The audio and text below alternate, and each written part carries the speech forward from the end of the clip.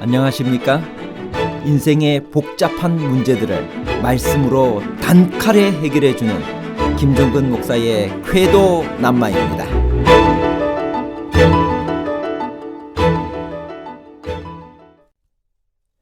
다윗은 이미 수금 타는 자로 사울의 궁정에서 자주 출입했기 때문에 사울과 잘 아는 사이였습니다.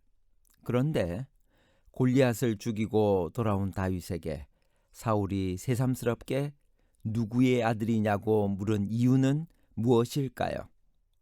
사울이 이미 궁정에서 만난 다윗을 못 알아본 것은 기억력이 나빴기 때문인가요? 아니면 이성을 잃었기 때문인가요? 기억력과 이성 상실에 관한 복잡한 문제를 하나님 말씀의 가르침으로 명쾌하게 해결해 드리겠습니다. 사울은 왜 이미 만난 다윗을 못 알아보았을까요? 사무엘상 17장 55절에서 58절에 있는 말씀입니다. 사울은 다윗이 블레셋 사람을 향하여 나아감을 보고 군 사령관 아브넬에게 묻되 아브넬아, 이 소년이 누구의 아들이냐? 아브넬이 이르되 왕이여, 왕의 사심으로 맹세하옵나니 내가 알지 못하나이다 하매 왕이 이르되 너는 이 청년이 누구의 아들인가 물어보라 하였더니 다윗이 그 블레셋 사람을 죽이고 돌아올 때 그 블레셋 사람의 머리가 그의 손에 있는 채 아브넬이 그를 사울 앞으로 인도하니 사울이 그에게 묻되 소년이여 누구의 아들이냐 하니 다윗이 대답하되 나는 주의 종 베들레헴 사람 이새의 아들이니이다 하니라. 사무엘상 16장에서 사울은 이미 다윗을 만났습니다. 그가 악령의 임재로 괴로울 때 신하들의 추천으로 다윗이 사울 앞에 서게 된 것입니다. 다윗을 만난 사울은 그를 크게 사랑하여 자기의 무기를 든 자로 삼았습니다. 일종의 개인 경호원으로 임명한 것입니다. 그리고 사울은 다윗의 아비 이새에게 사람을 보내어 다윗을 내 앞에 서게 하라. 그가 내게 은총을 얻었느니라고 통보도 했습니다. 그런데 사무엘상 17장으로 건너와 사울이 다윗을 만나는 장면에서 보이는 그의 반응은 이해하기가 어렵습니다. 특별히 다윗이 골리앗을 죽이고 그 덕분에 이스라엘이 승리한 다음에 사울 왕이 그의 군대 장관 아브넬에게 이 소년이 누구의 아들이냐고 묻는 장면이 그러합니다. 이것은 블레셋과의 전쟁이 일어난 이후에도 다윗은 사울에게로 왕래하였다는 사실을 고려하면 더욱 이해하기가 어렵습니다. 그런데 이런 의문은 모두 16장과 17장이 실제 사건들의 발생 순서대로 기록되었다고 전제할 때 생기는 문제들입니다. 이 문제에 대한 해답은 두 가지 방식으로 찾을 수 있습니다. 첫째는 본문을 연대기적으로 재배치하여 사건의 흐름을 이해하는 것입니다. 둘째는 현재의 본문 기록 순서가 실제 사건 발생 순서라고 전제하고 해석하는 것입니다. 첫째로 사무엘상 16장에서 18장이 사건의 발생 순서대로 기록된 것이 아니라고 보고 그것을 재배치하여 해석하는 것입니다. 실제로 성경에는 어떤 생각이나 이야기의 결론을 먼저 꺼낸 다음 끊어진 주장이나 이야기를 다음에 이어가는 경우가 많습니다. 예를 들어 여호수아 1장 9절과 10절 사이에 있어야 할 여리고성 정탐 기사가 2장으로 따로 분리되어 있는 경우와 같습니다. 사무엘서의 본문이 이럴 경우 전체의 이야기는 다음과 같은 순서로 재배치할 수 있습니다. 첫 번째, 블레셋 골리앗과의 전쟁 17장의 이야기입니다. 두 번째, 블레셋 전쟁 후의 상황 18장 1절에서 9절입니다. 세 번째, 사울에게 내리는 악신과 다윗의 수금 연주 16장 14절에서 23절. 네 번째, 사울에게 다시 악신이 내리고 그가 다윗을 죽이려고 했던 이야기입니다. 18장 10절 이후의 사건입니다. 이렇게 보면 상당히 많은 문제들이 해결되는 것이 사실입니다. 사울은 다윗을 전쟁터에서 처음 만난 것이 됩니다. 그러므로 골리앗을 죽인 다윗에 대해 이 소년이 누구의 아들이냐고 묻는 것은 매우 자연스러운 것이 됩니다. 다윗이 자기보다 사람들의 주목을 더 받게 된 전쟁 후의 상황이 사울에게 악신이 내리고 번뇌하게 된 직접적인 이유로 설명이 됩니다.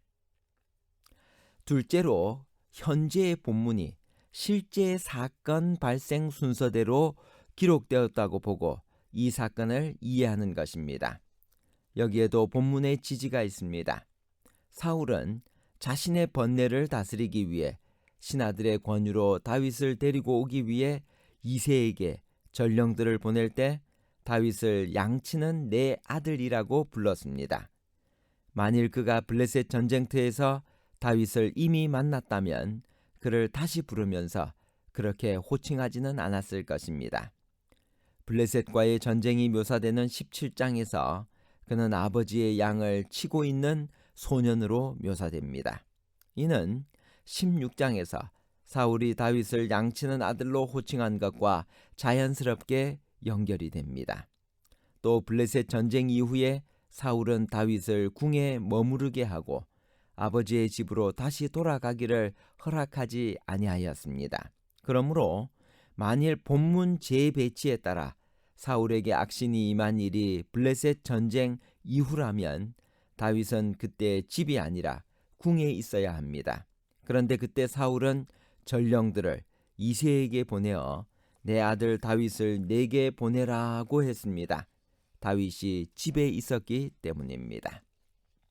현재의 본문을 그대로 받아들인다면 앞에서 언급한 것처럼 이미 만나 연주를 들었고 자기의 무기를 드는 자로 삼은 다윗에 대해 누구의 아들인가 물어보라고 한 것을 어떻게 이해해야 할까요? 다음과 같은 설명이 제시됩니다. 사울이 정신이 몽롱한 가운데 미천한 수금 연주자에게 별 관심이 없어 다윗을 알아보지 못했습니다. 그렇다면 21절에 묘사된 크게 사랑하여 자기의 무기를 든 자로 삼았다는 내용은 이후에 전개될 상황을 언급한 것이 됩니다. 그리고 누구의 아들이냐는 사울의 질문은 다윗에 대한 것이 아니라 그의 아버지에 대한 것이라고 생각하는 것입니다. 사울은 골리앗을 죽이는 자로 사위를 삼겠다고 약속했으므로 그의 사위가 될 다윗의 아버지의 관심을 보였다는 것입니다. 그리고 세 번째 주장은 16장과 17장 사이에는 상당한 시간적 간격이 있었다는 것입니다. 다윗이 사울을 위해 가끔 수금 연주로 봉사할 때는 10대 초반의 소년이었습니다. 지금은 폭풍 성장한 10대 후반의 청소년이었으므로 사울이 그를 알아보지 못했다는 의견입니다. 네 번째는 사울의 병리적이고 불안한 심리 상태가 그의 기억력에 손상을 주어 다윗을 잊게 했다는 것입니다. 다섯 번째는 다윗이 누구인지 알았지만 그의 놀라운 승리를 보고 시기심이 일어 모르는 척 했다는 것입니다. 이 모든 해석이 다 가능할 것입니다. 부조와 선지자 643페이지에는 이렇게 말씀하십니다. 그는 겸손하게 하나님의 징계를 받아들이지 아니하였고 오히려 그의 거만한 정신은 절망의 상태에 이르러 마침내 이성을 잃는 지경에 이르렀다. 하나님의 섭리로서 수금을 잘 타는 다윗이 왕의 앞에 불려갔다. 다윗의 고상하고 하늘의 영감을 받은 노래는 바라던 효과를 나타내어 짙은 구름처럼 사울의 마음을 덮었던 우울증은 사라져버렸다. 사울의 궁정에서 할 일이 없을 때에는 다윗은 들에 있는 그의 양떼에게로 돌아가서 마음과 태도의 단순함을 유지하기를 계속하였다. 다윗은 필요한 때에는 언제든지 부름을 받고 왕 앞에 나아와 봉사했으며 악신이 왕을 떠날 때까지 혼란한 군주의 마음을 진정시켰다. 결론입니다. 첫 번째, 골리앗은 믿을 것이 칼과 단창밖에 없었습니다. 그러나 다윗은 만군의 여호와의 이름, 곧 골리앗이 모욕하는 이스라엘 군대의 하나님의 이름으로 나아갔습니다. 둘째, 이스라엘 사람들이 골리앗을 보고 겁에 질려 활을 집어던지면서 저렇게 큰 것을 어떻게 맞추나 하고 탄식하자 다윗은 돌멩이를 들고 저렇게 큰 것도 못 맞춰? 라고 말했습니다. 생각의 차이이고 믿음의 차이입니다. 세 번째, 사울이 이미 궁정에서 만난 다윗을 못 알아본 것은 기억력이 나빴기 때문이 아니라 이성을 잃었기 때문입니다. 감사합니다.